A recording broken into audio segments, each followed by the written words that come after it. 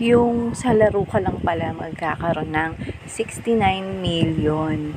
Sa laro lang pala matutupad yung mga pangarap mo na magkaroon ka ng milyon. At ayan, meron na akong 69 million sa laro. Dahil usong-uso to sa mga kabataan, ay nakijoin ako sa laro ng aking mga junakis. Naggawa nga pala ako ng account ko sa Roblox at nakipaglaro ko sa kanila. Kaya ayan, nagkaroon ako ng 69 million sa laro lang yan. At hindi yan sa totoong buhay. Nakakatuwa nga rin maglaro sa Roblox. Kalaro ko nga dyan yung mga anak ko.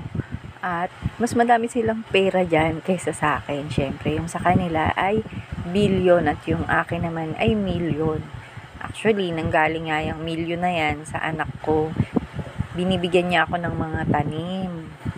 Tapos may mga binibigay siyang mga items na pwede kong isell. So, kaya ayan, naging million na yung pera ko dyan.